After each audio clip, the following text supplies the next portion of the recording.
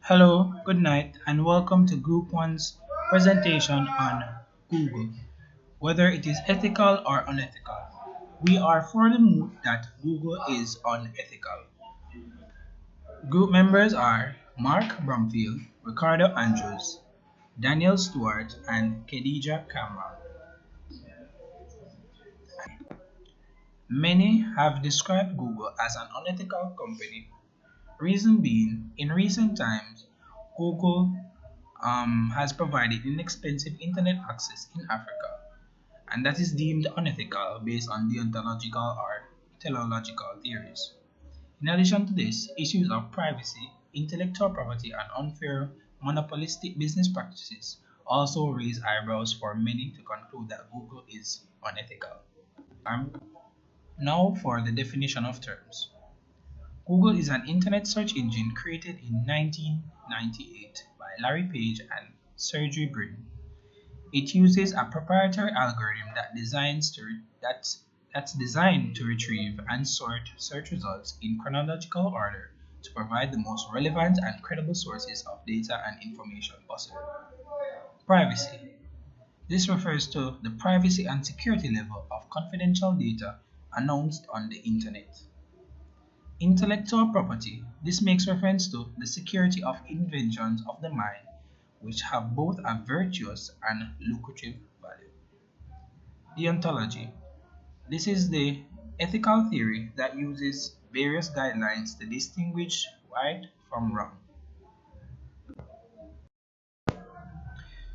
Google is said to be unethical due to the fact that they are destroying privacy through methods such as the Street View Initiative, Gmail Prime and Spine, Google Safari, and through the use of Android phones. Google is subsequently being sued by 38 states when they confessed March of last year that its awkward cars equipped with a 360-degree camera were not just only taking pictures.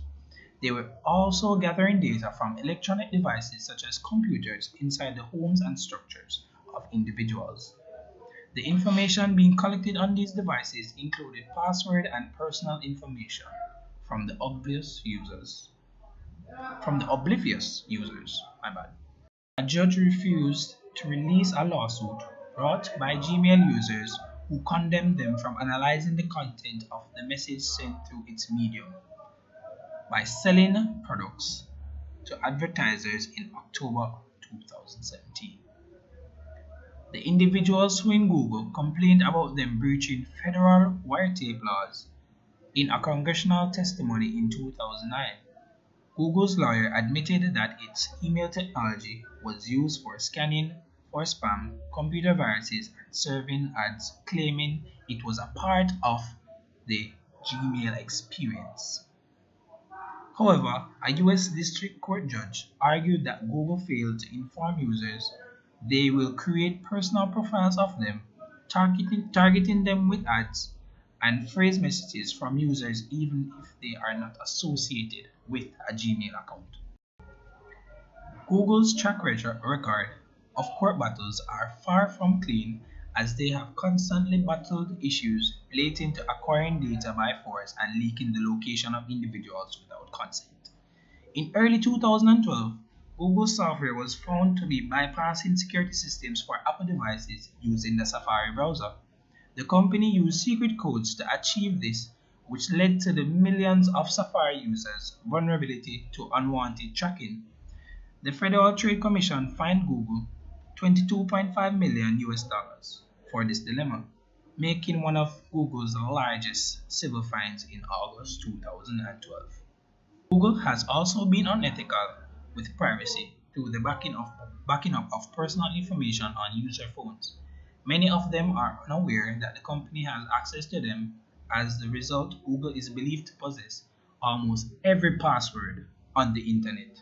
Reluctantly, the company has been compelled by agencies of the US government to gain access to the information available.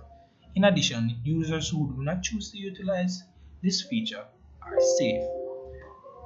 The feature being talked about here is the automatic backup, right?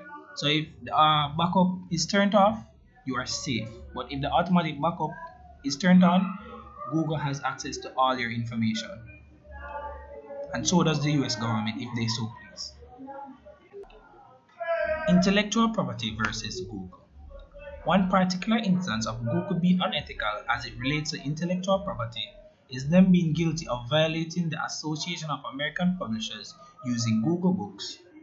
Google embarked on a book digitizing project and added books to their catalog without the proper permission. Google was admittedly aware of their infringement, but they believed that they could make a case and avoid being penalized.